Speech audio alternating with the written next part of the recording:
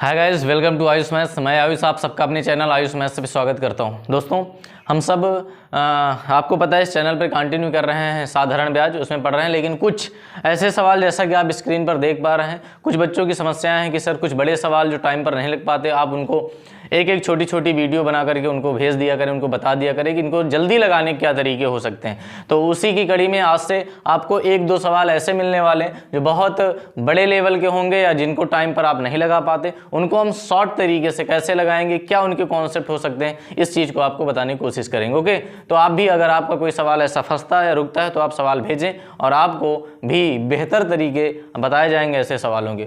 Okay, चलिए, जैसा ही सवाल देख पा रहे हैं, इसको कैसे जल्दी से जल्दी बना पाएंगे। आप कोई भी एग्जाम देने जाएं तो आप देखते हैं कार्य और समय के ऐसे सवाल जो लगातार पेपरों में पूछे जा रहे हैं। इन्होंने कहा यदि ए एक निश्चित कार्य को 40 दिन में कर सकता है, ए कितने दिन में कर सकता है? 40 दिन में।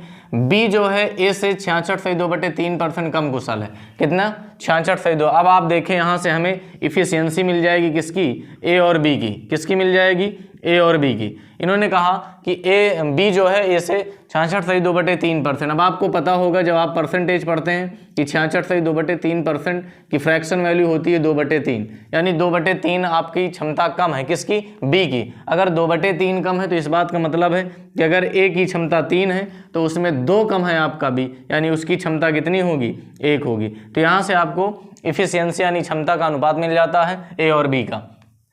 फिर से इन्होंने कहा सी जो है वो बी से 400% अधिक कुशल है, यानी सी जो है वो बी से, यानी सी भी है और वो बी से 400% अधिक कुशल है। अब आपको पता है एक का अगर 400% निकालेंगे तो 4 आएगा, यानी 4 ज़्यादा है तो फिर है कितना इसकी क्षमता? तो यहाँ से पता चला कि सी की क्षमता कितनी है? 5 यूनिट है। कितनी है? 5 यूनिट है। अब इन्होंने कहा तीनों ने मिलकर के कार्य शुरू किया है और यदि बी और सी कार्य पूरा होने से क्रमशः 5 दिन और 2 दिन पहले छोड़ देते हैं। 5 दिन पहले और 2 दिन। यहाँ समस्या आती है बच्चे को कि काम किस तरह कराया जाए, क्या 5 दिन कम काम करवाया जाए या फिर एक और तरीका हम आपको बताते हैं। इन्होंने बताया है कि कार्य ए तो कंटिन्यू कर ही रहा पूरे समय, लेकिन जो बी है वो 5 दिन पहले चला जाता है, यानी उसने 5 दिन काम कम किया है, और सी जो है वो 2 दिन पहले काम छोड़ देता है, यानी सी ने 2 दिन कम काम किया है। तो एक काम करिए, हम आपको बताते हैं कि बी जो 5 दिन पहले चला जाता है, बी से 5 दिन और काम करवा दीजिए। अगर वो 5 दिन और काम करता तो कितना एक्स्ट्रा काम होता। लेकिन उससे पहले एक चीज़ और देखें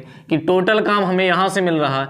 ए पूरा काम कितने दिन में करता है? 40 दिन में करता है। आपको पता है कि ए एक दिन में कितना करता है? 3 यूनिट। तो 40 दिन में इसने कितना काम किया होगा? तो आप कहेंगे सर फिर तो 120 काम किया होगा, यानी टोटल वर्क आपका 120 रहा होगा अभी तक। लेकिन अगर बी आपका 5 दिन काम पहले छोड़ के ना गया होता, वो भी 5 दिन और काम करता, तो हम कहते हैं बी अगर 5 दिन और काम करता तो एक्स्ट्रा काम कितना होता? तो बी एक दिन में 1 करता है तो 5 दिन में कितना? अभी तक आपका काम था 120। अगर बी 5 दिन और करता तो 5 यूनिट काम और होता। लेकिन सी जो है वो 2 दिन पहले चला जाता है। अगर सी भी 2 दिन पहले काम छोड़कर ना गया होता तो वो कितना काम और ज़्यादा करता? तो आप कह रहे हैं कि सी एक दिन में तो 5 करता है, अगर वो 2 दिन पहले और ना गया होता तो कितना काम करता? 10 यूनिट। यानी कुल मिलाकर के तब आपका काम कितना हो जाता?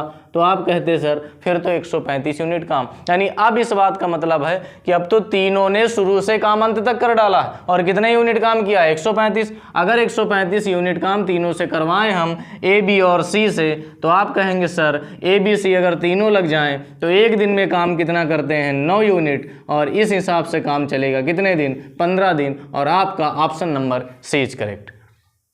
क्या आपको सवाल ये पूरी तरह समझ में आया? तो आप कमेंट करके जरूर बताएं, और अगर आपका सवाल भी रुकता है, फंसता है इस तरह, तो आप जरूर भेजें। आपको ऐसे सवालों के बेहतर से बेहतर तरीके आपको बताए जाएंगे। ओके, फिर मिलेंगे एक नए सवाल के साथ। तब तक थैंक्स टू ऑल।